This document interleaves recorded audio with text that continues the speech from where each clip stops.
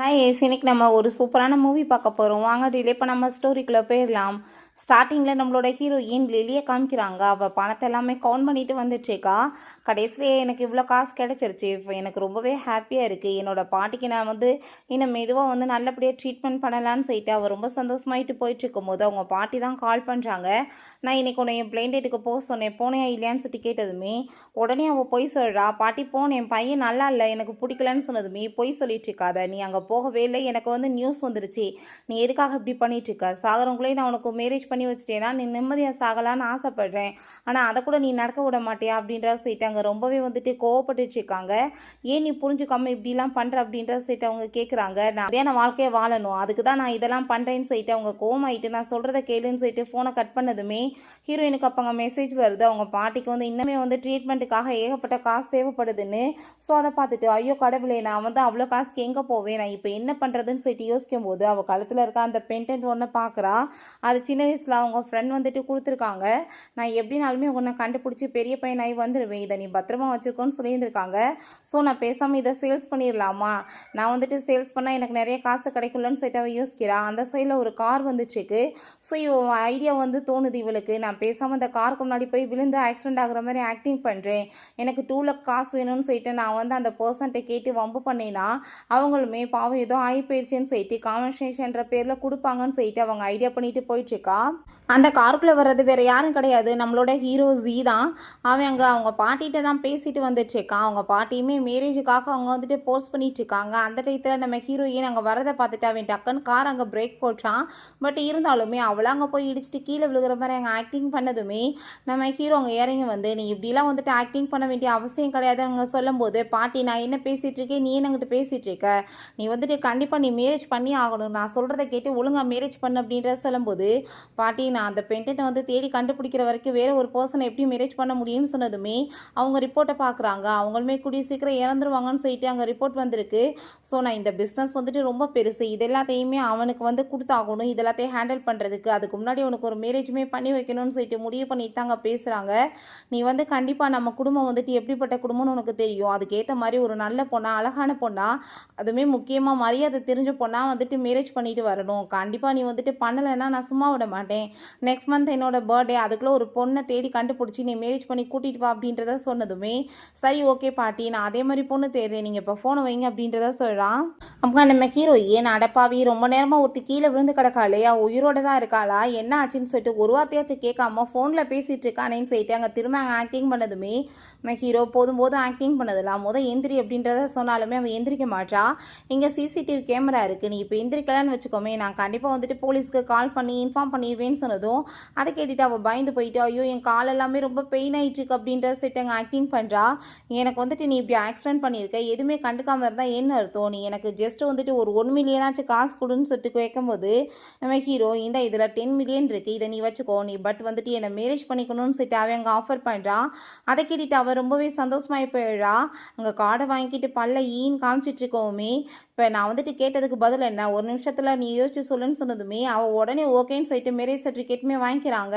நீ கண்டிப்பாக நான் சொல்கிற மாதிரி ஆக்டிங் பண்ணணும் அப்படின்றதாவே சொல்கிறான். இவ்வளோ காசு வாங்கியிருக்கேன்னா ஒரு ஒய்ஃப் எப்படி இருக்கணுமோ அந்த மாதிரி ஆக்டிங் பண்ணணும், இந்த கான்ட்ராக்ட் பேப்பரையுமே பிடி, இதில் என்ன எழுதியிருக்குன்னு நீ படித்து பார்த்துக்கோ, நீ ஒழுங்காக நடந்துக்கலன்னு வச்சுக்கோமே, நீ எனக்கு 10 மடங்கு நான் கொடுத்ததை விட அதிகமாக கொடுக்கணும்னு சொல்லிட்டு இருக்கான். ஸோ நீ கிளம்பி ரெடியாகி நல்லா ஆக்டிங் பண்ண தயாராரு, நான் கிளம்புறேன்னு சொல்லிட்டு அவன் அங்கேருந்து போனதுமே கடவுளே நான் என்ன மாதிரி விஷயத்தில் போய் மாட்டிக்கிட்டேன்னு சொல்லிட்டு அவள் ரொம்பவே ஃபீல் பண்ணுறா. பட் இருக்கட்டும் பரவாயில்ல, ஆக்டிங் தானே பண்ணிட்டா போச்சு, பட் என் பாட்டியை காப்பாற்றுறதுக்கு காசு கிடச்சிருச்சுலன்னு சொல்லிட்டு அங்கே ரொம்பவே அவள் சந்தோஷமாயிடுறா.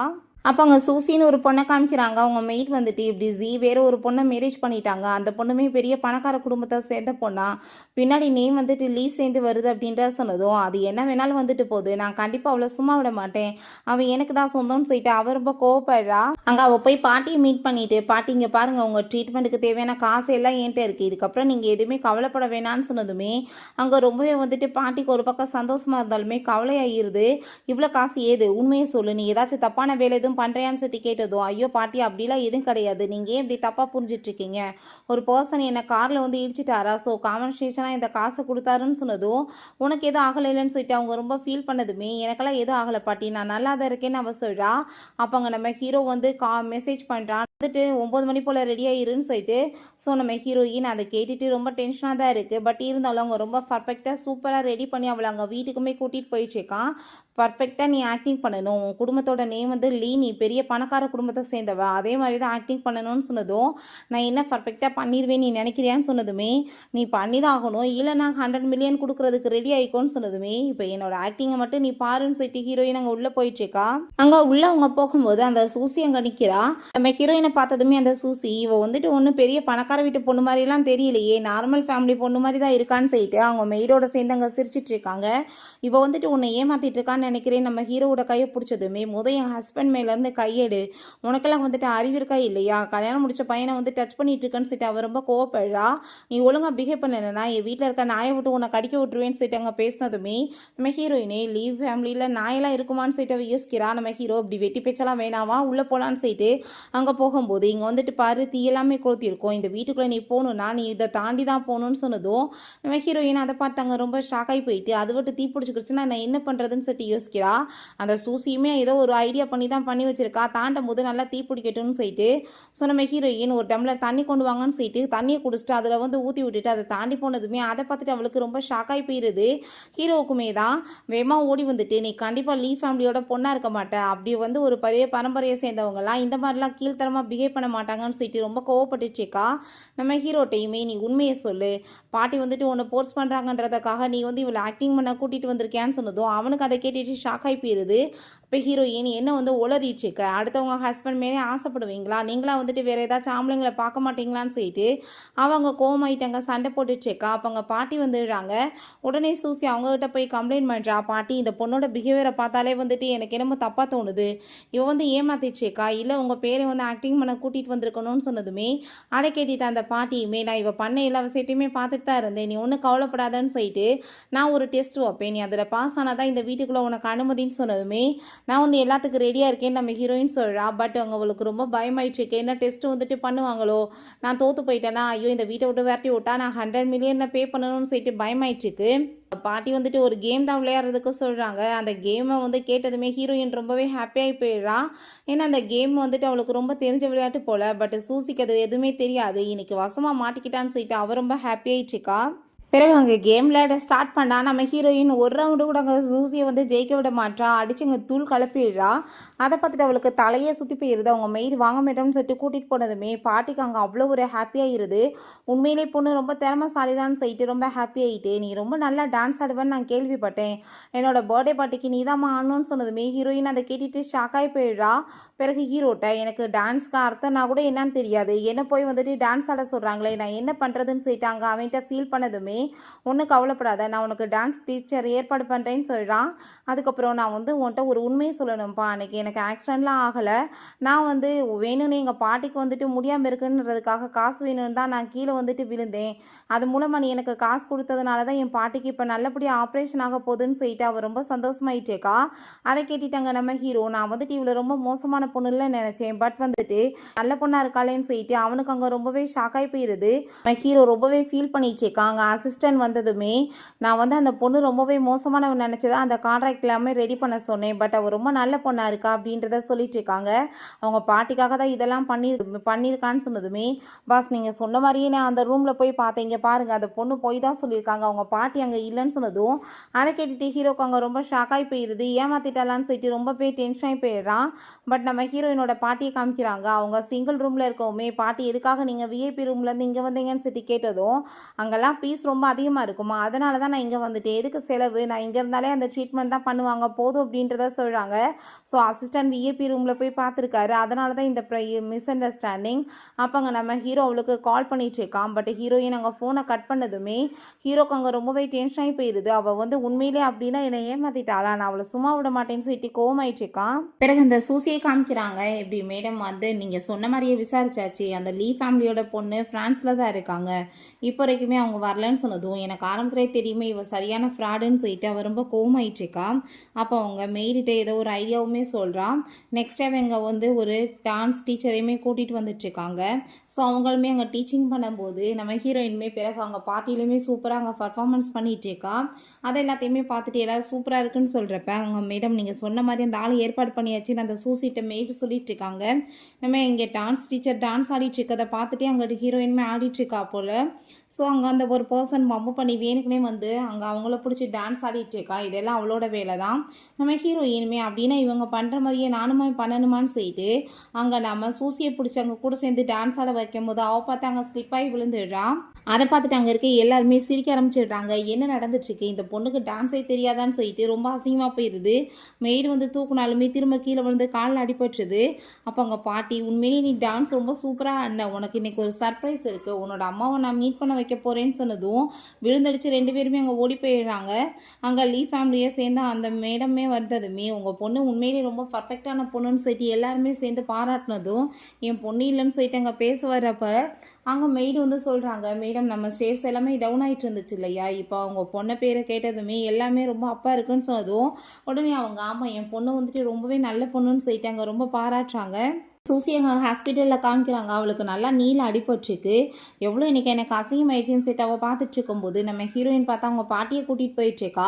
அவளை ஃபாலோ பண்ணிகிட்டே இவள் வந்துட்டுருக்கா. ஸோ நம்ம ஹீரோவோட கால் வந்ததுமே எடுத்து பேசுறதுக்காக போனதும் சூசி எங்கள் பாட்டியை மீட் பண்ணுறதுக்காக வந்துடுறான். இவங்க 2 பேரும் சேர்ந்து ஒன்றா போயிட்டு இருக்கும்போது அந்த பெயிண்டன் அங்கே கீழே விழுகுது. பட் அவன் பார்க்குறதுங்களையுமே அவள் வேகமாக எடுத்து வச்சுக்கிறான். 2 பேருமே சேர்ந்து பிறகு அங்கே உள்ளே வந்துட்டு இருந்தா ஒரு குட்டி பையை ஓடி வந்துட்டு அப்பான்னு சொல்லிட்டு அவன் காலை கட்டி பிடிச்சதும் ஹீரோயின் ஷாக்காகி போயிடுறான். அப்போ பாட்டி நீ ஒன்றும் பயப்படாதம்மா, அது வந்து அவங்களோட கசின் தான் அப்படின்றத சொல்கிறாங்க. படிக்கணும்னு ரொம்பவே ஆசை, எனக்கு நீங்கள் டீச் பண்ணுறீங்களான்னு அந்த பையன் கேட்டதுமே ஹீரோயின் ஷாக்காகி போயிடுறா. என்னது நானான்னு. அப்போ சூசி நீ இப்போ வந்து ஏன் சொல்லிக் கொடுக்காம இருக்க, நீ சொல்லிக் கொடு அப்படின்றத சொல்கிறா. அவளுக்கு ரொம்ப பயமாயிட்டேங்க, ரொம்ப சூடாக தண்ணியை குடிச்சிட்டா. ஐயோ என் தொண்டையெல்லாம் பெயின் ஆகிட்டு இருக்குன்னு சொல்லிட்டாங்க. டாக்டர்கிட்ட போய் காமிச்சா அவங்க தொண்டை ஃபுல்லாமே வந்து புண்ணாயிருச்சு, அவங்க பேசவே கூடாது அப்படின்றத சொல்லிடுறாரு. இப்படி என்னால் பேச முடியாதுன்னு சொன்னதுமே பேச முடியலாட்டி என்ன எழுதி காமியாமே படிச்சுக்குவான்னு சொல்லிட்டு அங்கே அந்த சூசி ஏற்றி விட்டதுமே அந்த குட்டி பையனுமே ஆமாம் என்கிட்ட பேப்பர் இருக்குது நீங்கள் எழுதி காமிங்கன்னு சொன்னதும் ஹீரோயின் ஐயோ எனக்கு வாமிட் வருதுன்னு சொல்லிட்டு வேகமாக ஓடி போனதுமே ஹீரோ அவங்க பாட்டிகிட்ட போய் சொல்லிடுறான் அவள் இப்போ ப்ரெக்னெண்ட்டாக இருக்கா பாட்டின்னு சொல்லிட்டு. ஸோ அதை கேட்டுட்டு பாட்டி ரொம்பவே சந்தோஷமாயிட்டாங்க. அவட்ட போய் பேசினதும் ஹீரோயின் இவ்வளோ பெரிய போய் சொல்ல வேண்டிய அவசியம் என்ன இருக்குது, எதுக்காக நீ இப்படி அவங்கள போய் இந்த மாதிரி வந்து ஆசையை தூண்டிட்டு இருக்கன்னு சொல்லிட்டு அங்கே கேட்டுட்டு கோவப்படும் போது அந்த பென்டென்ட் கீழே விழுந்துடுது. ஸோ நம்ம ஹீரோ அதை எடுத்து பார்த்துட்டு அங்கே ரொம்பவே ஷாக் ஆகிடுறான். இது எப்படி ஓன்ட்ட வந்துச்சுன்னு சொன்னதும் ஏன் இது என்னோடதான் சொல்லிட்டு அவங்க பேசிட்டு இருக்கும் போதே ஹாஸ்பிட்டல்லேருந்து கால் வந்துடுது. ஹீரோயின் வேகமாக அங்கே போயிட்டுருக்கா. கால் பண்ணி ஹீரோயினை பற்றின டீட்டெயில்ஸ் எல்லாமே அங்கே விசாரிக்க சொல்லிட்டு இருக்கான். ஹீரோயின் இந்த சைடில் பேசிட்டு இருந்தா சூசி அவளை பிடிச்சங்க தள்ளிவிட வரும்போது ஹீரோயின் இந்த பக்கம் விலைக்கிட்ட அவளே போய் கீழே விழுந்ததுமே எதுக்காக இப்போ போய் கீழே கிடக்குன்னு சொல்லிட்டு ஹீரோயின் கேட்டதும் தள்ளி விட்டுட்டு என்ன நடிச்சிட்டு இருக்கேன்னு சொல்லிட்டு அவங்க பழிய போட்டதுமே நாயை பார்த்தாலுனே என்ன பொய்யா பேசுகிறான்னு ஹீரோயின் கோவப்படுறா. நம்ம ஹீரோ என்னாச்சுன்னு சொல்லிட்டு கேட்டதுமே நீங்கள் அவன் மேலே கோவம்லாம் படாதீங்க, அவள் என் மேலே ஜெலஸ் ஆகிட்டான்னு நினைக்கிறேன், அதனால தான் என்னை இப்படி பிடிச்சி தள்ளி விட்டுட்டான்னு சொல்லிட்டு நம்ம ஹீரோயின் மேலே அவள் பழிய போட்டுட்ருக்கா. ஹீரோயின் நான் எப்படி தள்ளினேன்னு சொல்லிட்டு அங்கே ரொம்ப கோவப்படுறா. ஒருவேளை உனக்கு என் மேலே கோவமாக இருந்துச்சுன்னா நீ ஜெலஸெல்லாம் ஆக வேணாம், என்னை வேணா அடிச்சுட்டு நீ வந்துட்டு உன்னோட கோவத்தை தீர்த்துக்கோன்னு சொன்னதும் கண்டிப்பா அப்படின்ற செட்டு ஹீரோயின் போட்டு அடித்ததுமே என்ன தைரியம் தான் என் மேலே கையை வைப்போன்னு சொன்னதுமே நீ தானப்பா இப்போ சொன்ன கோவமாக இருந்தால் அடின்னு சொல்லிட்டு அதனால தான் அடிச்சேன்னு சொல்கிறப்ப நம்ம ஹீரோ இவ்வளோலாம் சண்டையெல்லாம் யாரும் போட வேணாம், இங்கே தான் சிசிடிவி கேமரா இருக்கே செக் பண்ணிட்டா போச்சேன்னு சொன்னதும் இல்லை வேணாம் அதெல்லாம் நான் வந்துட்டு இப்போ கிளம்புறேன் நீங்கள் அமைதியாக இருங்கன்னு சொல்லிட்டு அவங்க இருந்து போயிடுறா.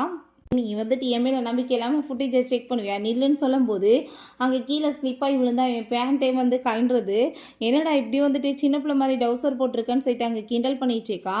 நம்ம ஹீரோட்ட அசிஸ்டன்ட் பாஸ் நீங்கள் சொன்ன மாதிரியே இந்த பென்டென்ட்டை பற்றி விசாரிச்சிங்க பாருங்கள், ஆன்லைன்லேயுமே இதே மாதிரி சேல் கொண்டு வந்திருக்குன்னு சொன்னதும் நம்ம ஹீரோவுமே அதை வாங்கிக்கிறேன்னு சொல்லிட்டு அங்கே நோட்டிஃபிகேஷன் அனுப்புகிறாங்க. அதை விற்கிறது வேறு யாரும் கிடையாது, நம்ம ஹீரோயின் தான் அவங்க பாட்டியோட ட்ரீட்மெண்ட்டுக்காக.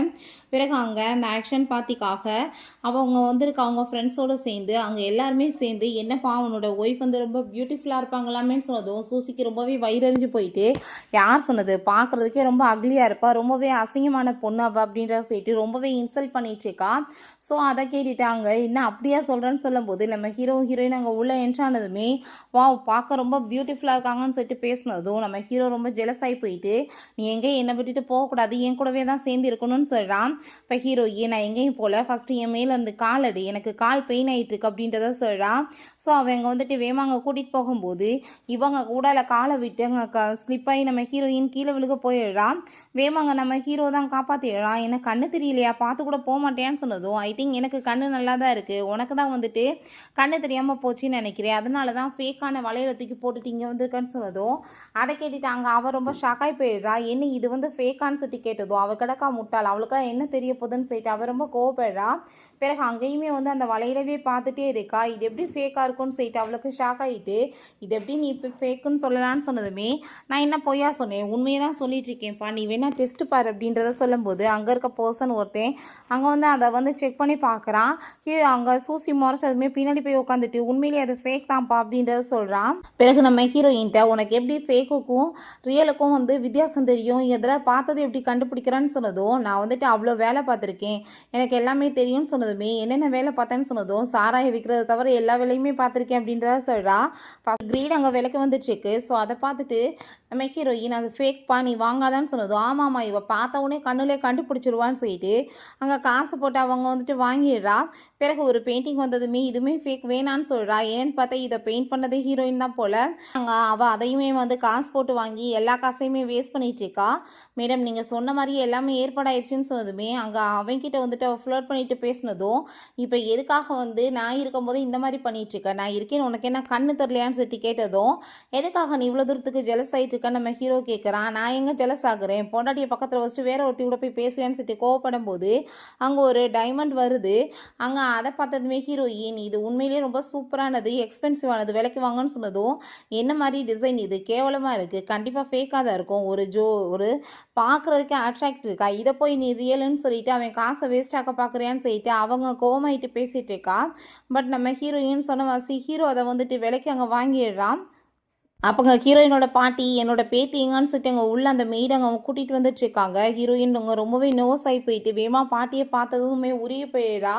ஹீரோக்கு புரிஞ்சுக்குது அப்படின்னா உண்மையிலே வந்து பாட்டி இருக்காங்களான்னு. அப்போ அங்கே வந்ததுமே ஹீரோயின் பேச போனால் அங்கே நம்ம சூசியோட கையை பிடிச்சிட்டு அவங்க என் பேத்தி அப்படின்ற சொல்லிட்டு பேசினதுமே அங்கே அவள் கோவமாயிட்டு பிடிச்சி தள்ளி விட்டுட்டு எதுக்காக நீ வந்துட்டு இப்போ யாருன்னே தெரியாமல் என்ன வந்து கூப்பிட்டுட்ருக்கன்னு சொல்கிறப்ப அங்கே நம்ம ஹீரோ கோவமாயிட்டு வயசானவங்ககிட்ட எப்படி வந்துட்டு நீ பிஹேவ் பண்ணிட்டு இருக்கான்னு சொன்னதும் அந்த கிழவி யாருன்னே எனக்கு தெரியல, அவங்க வந்துட்டு என்ன பேத்தின்னு சொன்னா அப்படின்றத சொல்லிட்டு இங்கே ரொம்ப கோவப்படுறாங்க. உங்கள் பேத்தி நான் ஒன்றும் கிடையாது, எங்கே வந்துட்டு கூப்பிட்றீங்கன்னு சொன்னதுமே நம்ம ஹீரோயினுக்கு ஆல்ரெடி அங்கே டாக்டர் சொல்லியிருக்காரு எப்படி அவங்களுக்கு வந்துட்டு ஞாபகம் மறதி ரொம்ப அதிகமாகிட்டுருக்கு, யார் யாருன்னே அவங்களால பிரித்து பார்க்க முடியலன்னு. ஸோ அதே மாதிரி நிலைமை மோசமாயிடுச்சான்னு சொல்லிட்டு ரொம்பவே பயந்து போயிட்டு அவங்க வயசானவங்க இப்படி தான் நீ பிஹேவ் பண்ணுவேன்னு சொல்லிட்டு அங்கே கோவப்பட்டதுமே அங்கே இருக்க எல்லாருமே சூசியை பயங்கரமாக திட்டுறாங்க. எப்படி வந்து ஒரு வயசானவங்ககிட்ட போய் பேசிகிட்டு இருக்கான்னு. அங்கே நம்ம ஹீரோட்ட போய் அவள் ஹெல்ப் கேட்டதும் நான் ஏன் உனக்கு ஹெல்ப் பண்ணுறேன்னு சொல்லிட்டு ரொம்ப கோவப்படும் போது நம்ம கூப்பிட்டு அவங்கள வந்து கேர்ஃபுல்லாக ஹாஸ்பிட்டலில் கொண்டு போய் வந்து சேர்த்து விடுங்கன்னு அவன் சொல்லிடுறான்.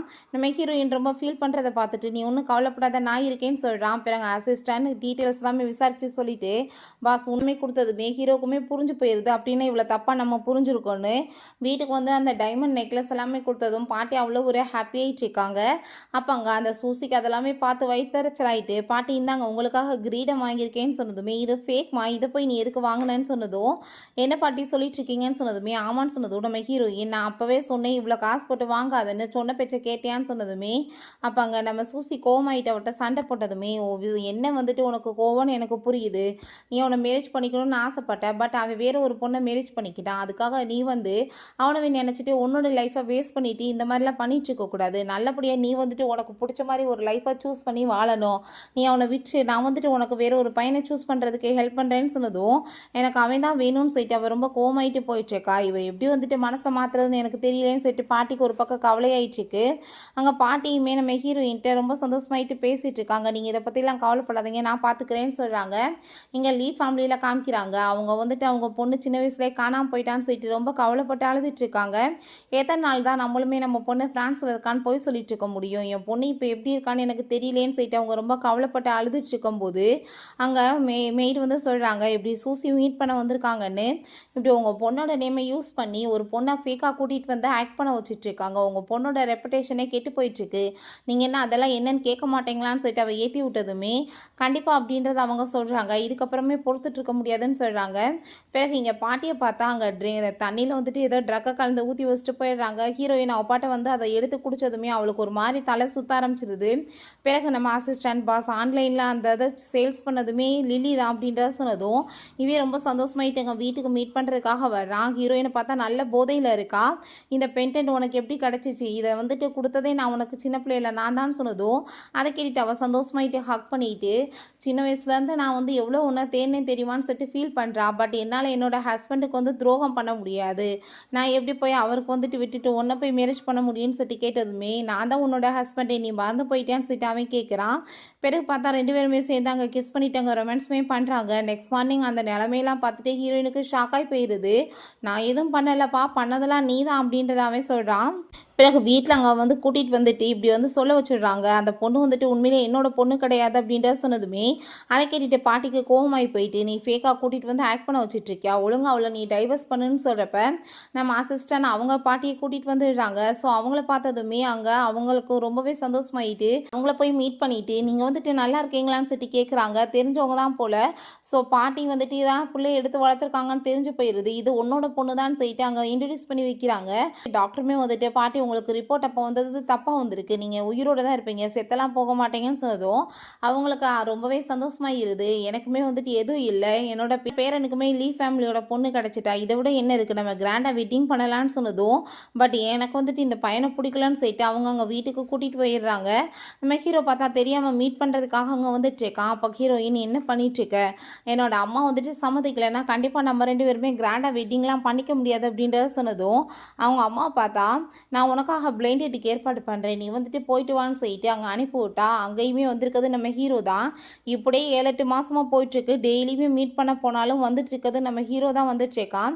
ஸோ அவங்க அப்பா அவங்க அம்மாட்ட பேசுகிறாங்க, உனக்கு ஏன் பிடிக்கல, அந்த பையன் உண்மையிலே நல்ல பையன்தான், பாட்டி ஏதோ கோவத்தில் அன்றைக்கி இந்த மாதிரி பிஹேவ் பண்ணியிருப்பாங்க, நீ அதெல்லாம் பெருசு பண்ணாத. 2வது அந்த பையன் பொண்ணை எவ்வளோ லவ் பண்ணிகிட்ருக்கான் பார்த்தியா, வேலை வெட்டி விற்றுட்டு அவளோட பின்னாடியே தான் சுற்றிட்டு இருக்கான். ஸோ நீ வந்துட்டு ஒரு வாய்ப்பு கொடுக்கணும்னு நினைக்கிறேன்னு சொன்னதும் அவங்களுமே ஒத்துக்கிறாங்க. பிறகு நம்ம ஹீரோ அவளை கூட்டிகிட்டு போய் அங்கே வந்து சூப்பராக அங்கே ப்ரப்போஸ்மே பண்ணுறான். ஹீரோயினுக்குமே ரொம்பவே அவனை பிடிச்சிருக்கு, ஓகேன்னு சொல்லிடுறான். 2 பேருமே கிஸ் பண்ணிவிட்டு திரும்பவுமே மேரேஜ் பண்ணிக்கலான்னு சொல்லிட்டு முடிவு பண்ணிடுறாங்க. இது எல்லாத்தையுமே மேலே இருந்தால் அவங்க ஃபேமிலியுமே பார்த்துட்டு அங்கே ரொம்பவே சந்தோஷமாயிட்டு இருக்காங்க. ஓகே ஃப்ரெண்ட்ஸ், இப்படியே இந்த சூப்பரான மூவியுமே கம்ப்ளீட் ஆயிடுச்சு. இந்த வீடியோ உங்களுக்கு பிடிச்ச கண்டிப்பாக லைக் பண்ணுங்கள், ஷேர் பண்ணுங்கள், கமெண்ட் பண்ணுங்கள் அண்ட் ப்ளீஸ் சப்ஸ்கிரைப் பண்ணுங்கள். Bye guys.